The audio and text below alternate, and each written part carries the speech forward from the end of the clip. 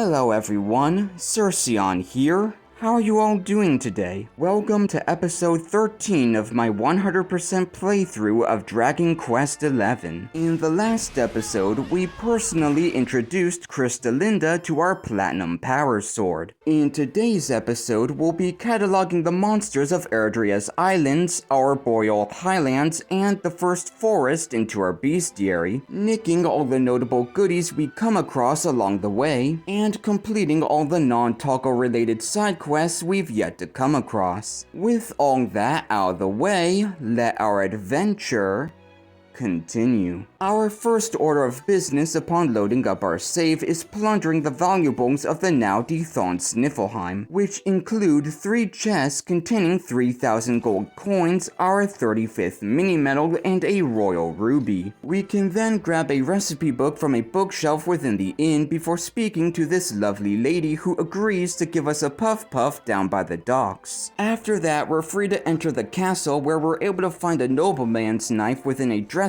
on the first floor before heading to the castle's basement, where we acquire a file of Lunaria and our 36th mini medal from breaking some pots and barrels, along with a savvy sapphire from a chest in the storeroom. With all of Sniflheim's notable items now plundered, we can grab the 2 side quests from its citizenry, the first of which is easily accomplished by heading to the cove just south of the Snarefeld campsite. The second side quest leads us on a small goose chase where we have to speak to this bloke in the Viking hideout in order to learn the whereabouts of this bloke on the Insula Borealis, who gives us the item we need to complete this quest. Turning in these quests nets us both a recipe book and a pirate hat, which we pocket before heading back to the Viking hideout in order to grab our 37th mini medal from within a barrel by the goddess statue, along with a Brighton rock by the eastern cliffside. I then began checking my quest catalog when I noticed a new side quest had cropped up in Lanalulu, so I quickly zoomed over there, accepted said quest, traveled to the Insula Orientalis to pick up this figurine, and returned it to the quest giver who gave me a warlock trinket. With Act 1 quickly coming to an end, I decided that now would be a perfect time to travel to each of Erdrea's islands and catalog all the monsters living upon them, as well as plunder any treasures they may be hiding. Starting with the Insula Borealis, we can find both a celestial sheen and a silver ore geode from its notable gathering points. We then made our way over to the Insula Centralis, where we encountered some grenades, which have a 1 in 8 chance of dropping a chunk of mirror stone and a 1 in 16 chance of dropping a chunk of silver ore. Following that, we were able to encounter a Mastodon, which has a 1 in 16 chance of dropping a green eye and a 1 in 256 chance of dropping a Seed of Resilience.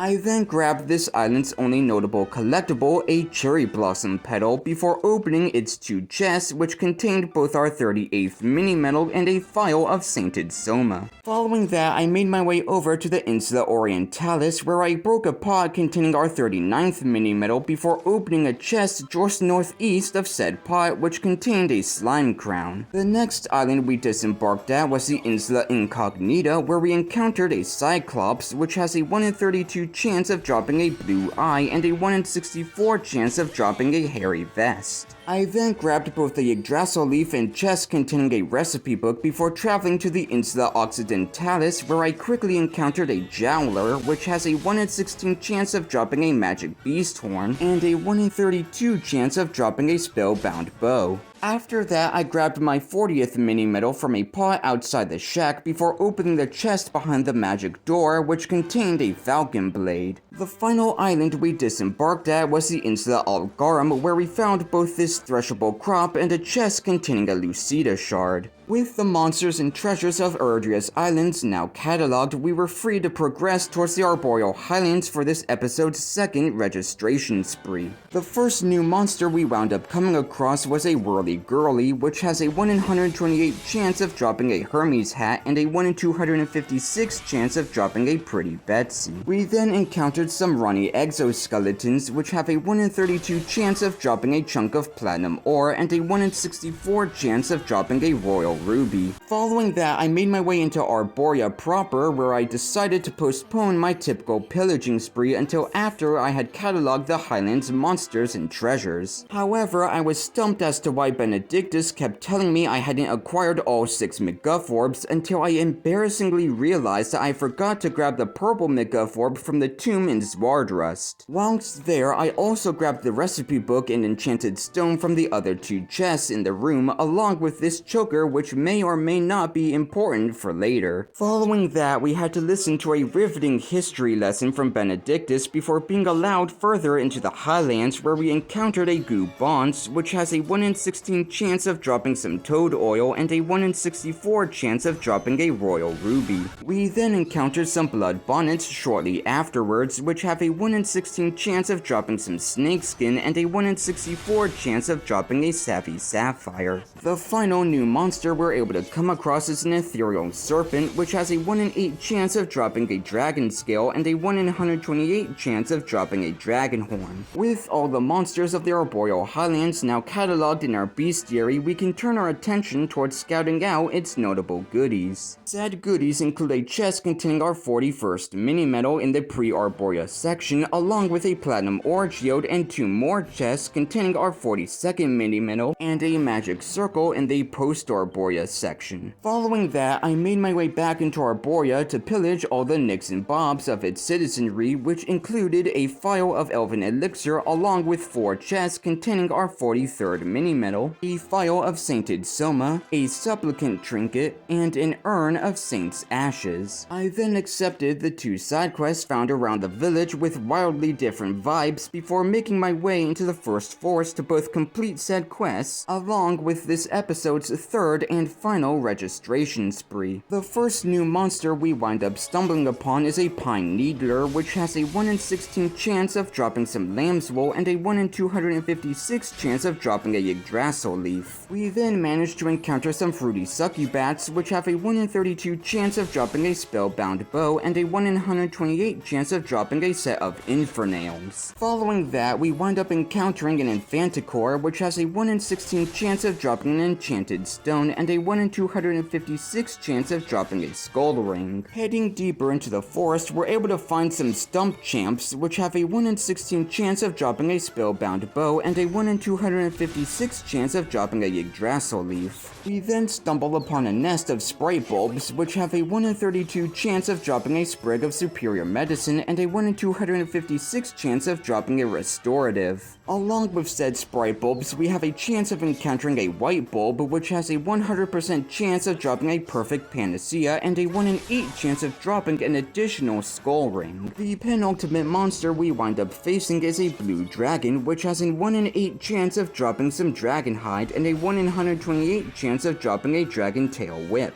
This forest final monster, a Musifir, can only be found at night and has a 1 in 8 chance of dropping a magic beast horn and a 1 in 256 chance of dropping a seed of life. With all the monsters of the first forest now cataloged in our bestiary, we can now focus on scouting out its multiple treasures. As far as collectibles go, we can find 2 pieces of spellbound bows, both by the first campsite's waterfall and hollowed stump leading to the forest's upper layer. As for chests, there are a whopping 7 in total, which contain an urn of saint's ashes, a recipe book, a savvy sapphire, an enchanted stone, an ethereal stone, a molten globule, and our 44th mini-medal. We then camp under the stars, listening to a lovely melody composed by Serana before waking up in the morning and using the 6 McGuff orbs to construct a rainbow bridge straight to Yggdrasil. We grab a phial of Yggdrasil dew along our way to the very heart of the world tree, but unfortunately, dear viewers,